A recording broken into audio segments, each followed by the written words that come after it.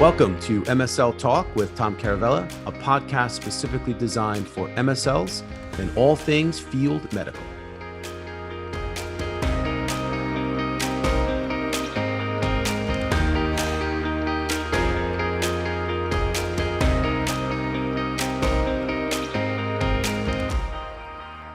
Welcome back to the podcast, everyone. Thanks for joining me. This is a special solo podcast episode by request, and I love this topic. It's MSL people skills, 10 tips for better engagement. And I hope you guys love it. I hope you share it with your coworkers and colleagues and friends and family, anybody that can benefit from it.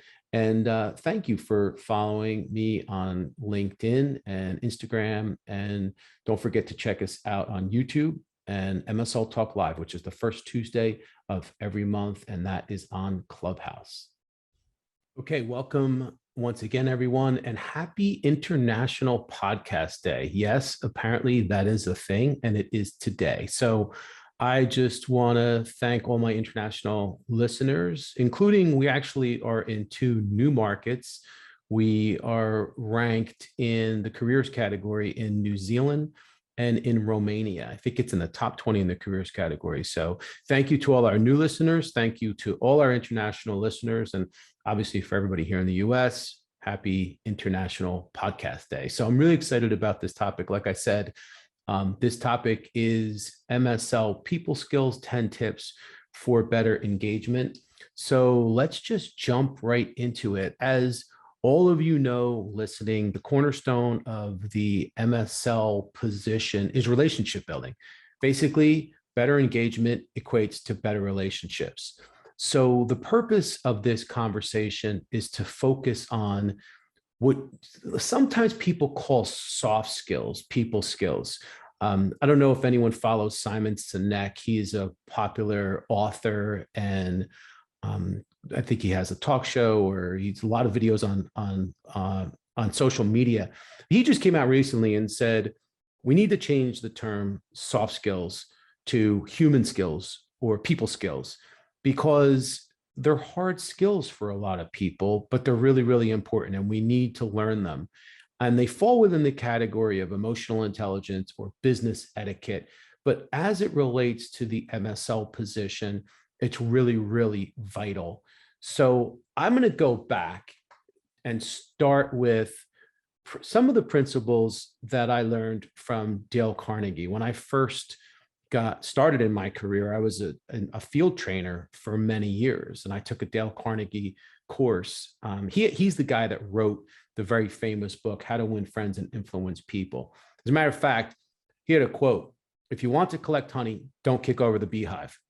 So the reason I'm bringing this up is I think a lot of the principles and practices that we're going to talk about today are really simple and basic.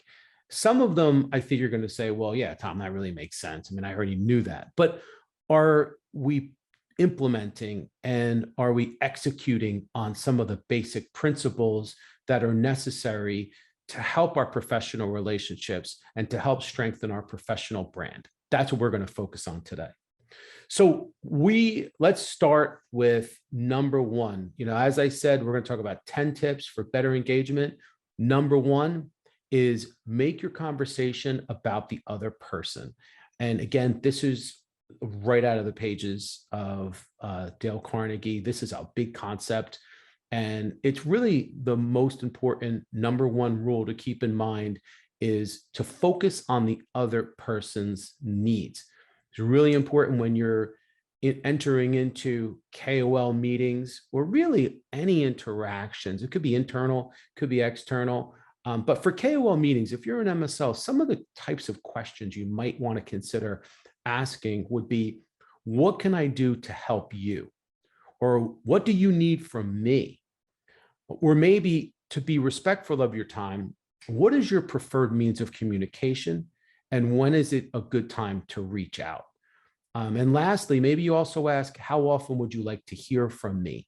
So these are all questions that I think can really help solidify and figure out what you can do to help your KOLs, how you can position yourself in the relationship, and how you can be respectful of them and their practice and their time.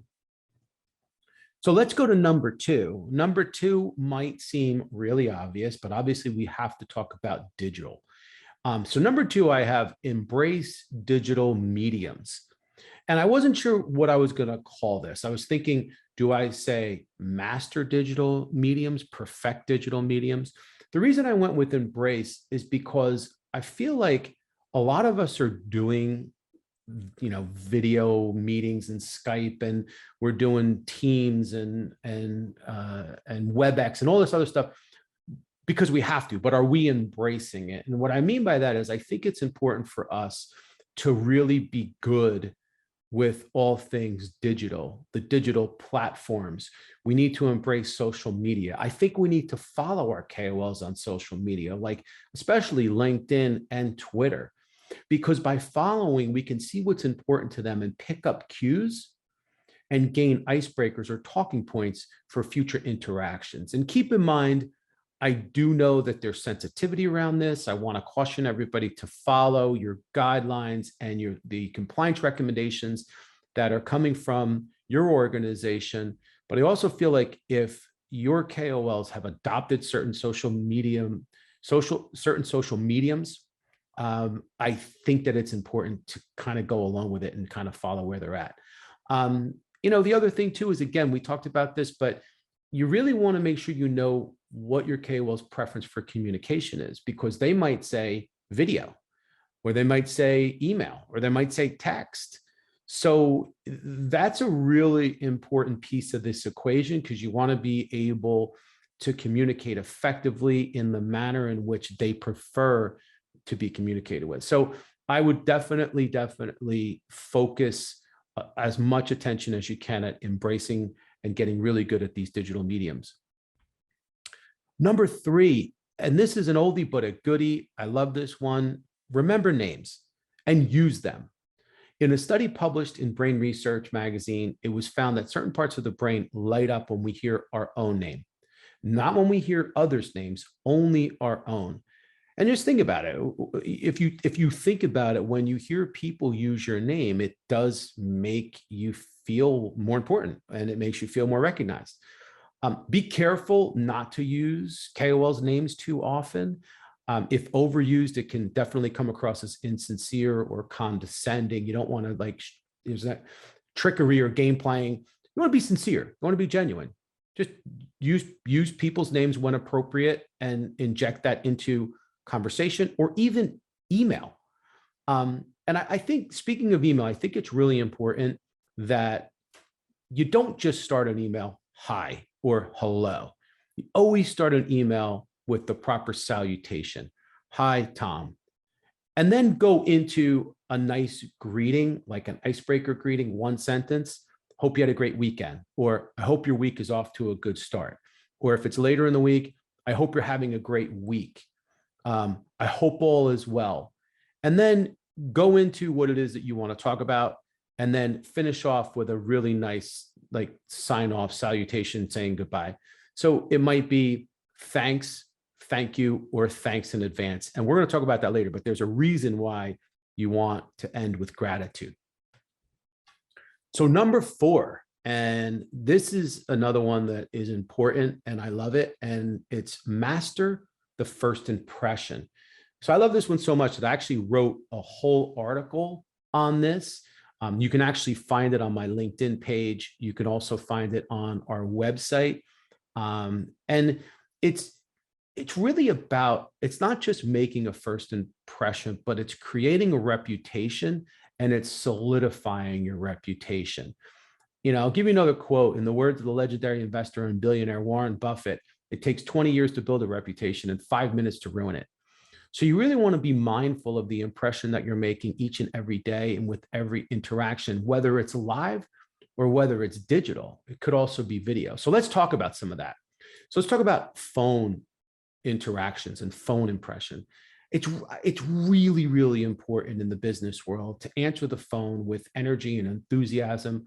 Set a positive tone. Give the other person on the other end of the phone, especially if you have a meeting set or a meeting plan, you want to have a positive, warm, and professional greeting. hi, this is Tom Caravela. Like, and if you know the person and you know them well enough, you could just say their name and say how happy you are to hear from them. You want to maintain a genuine tone on the call and end the call with gratitude and just be gracious for being able to spend that time with the person. I think it's really, really important. There are times when I'll call somebody and I might even have a pre-planned, pre-scheduled call, and they pick up the phone and it's like they weren't expecting to hear from me, or like, hello. And I'm not saying that happens all the time, but it's important to get this right. Face to face, I think it's really simple. The impression comes from a smile. It comes from a firm handshake. It comes from good eye contact. These are really, these are timeless recommendations, but I think sometimes people either get nervous or they don't think it's important or they don't utilize it. And to be honest with you, it translates into video too. So when it comes to your video interactions and impressions, arrive early, be prepared, be professionally dressed. That's part of the impression. If you're on a video call or a video interaction and you look like you just got done mowing the lawn, that's not going to leave a very good impression. And I think that there's this I don't know, there's kind of this sentiment that it's okay because you're on video and you're working from home, that you can wear whatever you want. And I'm not saying you have to, wear your best suit every single day, but I do think that it's important to look good and look your best. I really think it's important on video to maintain eye contact and be careful not to fidget too much and look around, because it is distracting. Another thing is LinkedIn, and you definitely will and do make an impression on LinkedIn. People are going to be checking you out on LinkedIn before meetings, during meetings, after meetings. Use a recent and professional photo and make sure your experience is up to date. You don't want to have a photo up there that's outdated, that is not a flattering picture. Or maybe it's you and your dog, or maybe it's you in a cap and gown if you're a student. Don't use a picture in a cap and gown. Then you look like a student. You don't look like somebody who's professional that's ready to be hired. So these are just, I think, really important tips. You want to give the person the proper image of yourself. And lastly, email. Yes, you absolutely can make and will make an impression in your email interaction. So it's really important to be careful, because email is traceable and there's no tone. There's no tone in emails. So you need to be extra careful with your word choices and your phrasing, because if you screw this up and if something doesn't come off the way it should, you could wind up in trouble, because there's a record of it and it could be misconstrued and it could be bad. So you really want to be careful, not to mention they could be non-compliant. And the last thing is, end your emails with the right signature. Thank you and thanks in advance. All right, pre-call planning, really important. This is number 5. So a lot of people seem to either forget or don't take time to do proper pre-call planning. And what I'm going to recommend is to use the 3 R's of pre-call planning. And I'm going to discuss what that means. So Ryan Norman, who's a medical outcomes liaison with Teva Pharmaceuticals, he shared his pre-call planning strategy with me in a recent podcast. And he told me about the 3 R's. Actually told you guys too, told everybody about the 3 R's. So the 3 R's are research, review, and rehearse. So what you want to do is you want to commit ample time to research, to review, and to rehearse before each meeting. And that'll obviously change the whole tone, because you'll have plenty of information to share. You'll be rehearsed, you'll be practiced, and it should really greatly improve your interactions. So I think just think of those 3 R's: research, review, rehearse. Number 6, and I love this one, and this is really important: communicate with confidence. Obviously, we all know as MSLs that we need to establish ourselves as the subject matter expert for peer-to-peer interactions. But how do we do that? Well, I got this tip from a guy by the name of Ed Milet. Some of you may know who he is. He's a peak performance coach, podcaster. The guy's the best. I follow him. He's just got tremendous knowledge, and he's been somebody that I've learned a lot from. And he says others need to believe that you believe in everything you are saying. So let me repeat that. Others need to believe that you believe in everything you are saying. So let that sink in and think about that.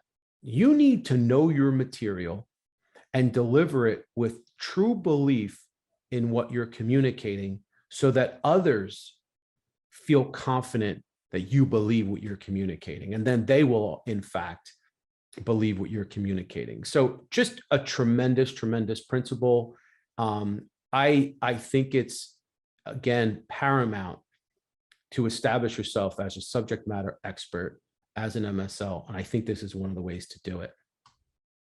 7, offer genuine compliments. This is a real easy one. And this really applies to not just your external customers and KOLs. It applies to really anyone, your coworkers, your colleagues, your internal stakeholders, leadership. Just offer congratulations on a recent career-related milestone or accomplishment. Hey, congratulations on your promotion, well-deserved. Somebody celebrates a work anniversary. LinkedIn makes this stuff so easy because you can just send a quick note when you see something, some type of announcement. As it relates to your KOLs or colleagues, if you see that somebody has a recent publication or some type of announcement that includes the person, mention it. Make sure that, hey, I just read your recent article, really well done. I really enjoyed it, or really insightful, great job. Or just, recognize other people for a job well done, or if there was some type of notable standout action. Hey, I noticed this and I really appreciate the way you handled that, whatever. I think people really appreciate the recognition. And it's just such a genuine sentiment that I think people kind of miss and don't take advantage of. Attitude of gratitude, number 8. You guys know I'm a big guy when it comes to gratitude. That's my thing. I feel like we should show gratitude every day for everything that we have, but we also need to show people how much we appreciate them. And it's an often missed personal and professional gesture that I think just saying thank you to somebody that has offered their time to you goes a long way. So just routinely send short thank you notes. And again, this goes to internal and external colleagues, just to show your gratitude and appreciation for your relationship or for the time that they gave you. It could be an email, it could be a text, it could be a LinkedIn message. It's so easy now to do this. Recently, I had a phone conversation with a job seeker, and like a week later, I get a handwritten card in the mail that was so unexpected. It was so nice. And it sits on my desk, and I really appreciate it. Taking that extra step is paramount in relationship building. It's mandatory on interviews. It should be mandatory after big meetings, but it also can be nice just at the end of a conversation with somebody. Hey, you know what? I really appreciate you. Or, I want to thank you. I really enjoy working with you. And last but not least, research shows that signing off your emails with thank you or thanks in advance will drastically result in greater response rates. So there's actually research and science behind this. So I would definitely recommend that you always end your emails with either thanks or thank you or thanks in advance. Number 9.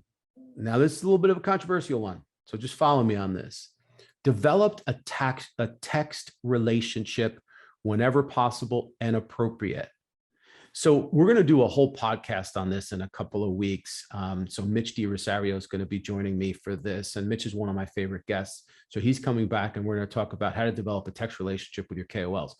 I think that when you can establish a text communication and text relationship, it brings your relationship to an entirely new level. We are all sitting on our phones all the time. We always have them. It's great access, and it's immediate.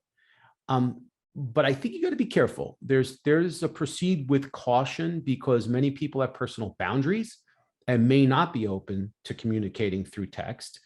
And not everybody feels comfortable with it. So again, I think you go back to maybe asking KOLs what their preferred means of communication is.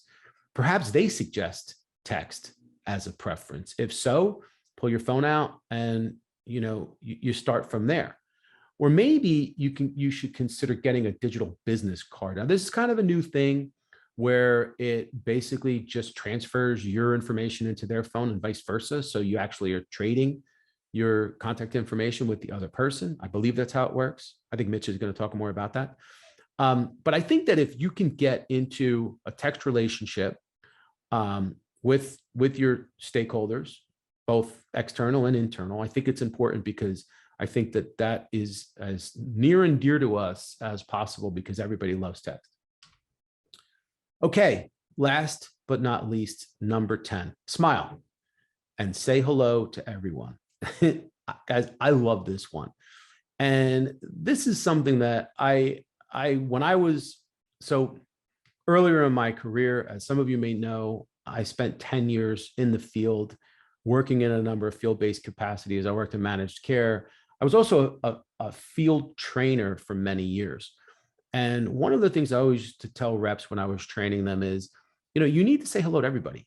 You need to have a relationship with everybody. Meaning, if you're going into a practice, you need to know the security guards. You need to know the receptionists and the nurses and all of the staff. You don't need to know. It's just really beneficial to have a relationship with everybody, because you don't really know who might be in a position to help you. But a genuine smile can change the entire dynamic of an encounter. And it's face-to-face, it's video. I think it just changes the whole dynamic when you're on video and you have the smiley face on the other side of you. Somebody who just looks genuinely like they want to be there. And even on the phone, if you're smiling on the phone when you're presenting or when you're talking to somebody, it makes a huge difference. You can almost hear it. It's one of the simplest gestures that can make a huge impact and impression on other people, and it changes their perception. And again, you just don't know who's going to be in a position to help you down the road. But if someone says, hey, you know what, that person's always going to smile on their face. They're always so nice. They always say hello. They know everybody. It makes a big difference. And just think about it. When you get that text and someone puts a little smiley face on the end of it, doesn't it make you feel better? So it's a really simple tip, but I think it's one that can go a long way. So guys, I appreciate you listening to this, and I want to encourage you guys to use this stuff. I could tell you again, from my time as a trainer and from everything that I've done in between, all of the times that I've been working with MSLs and talking to MSLs, this stuff really, really works. Relationships will always be the key to success in any customer-facing role.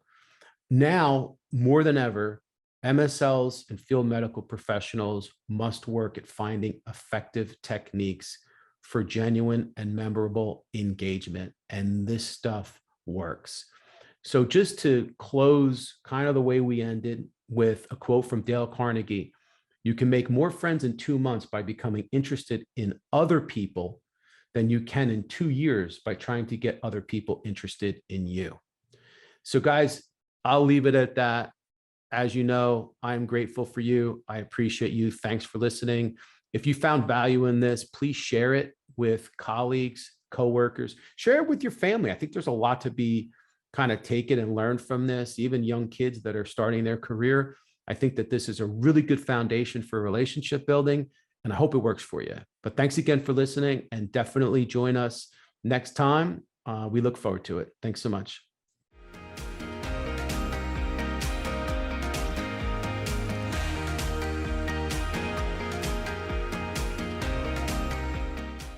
Thank you so much for listening to the show. If you've enjoyed it, please subscribe so that you don't miss episodes in the future, and feel free to leave a rating or a review or a comment. Thanks again, and I look forward to seeing you again soon.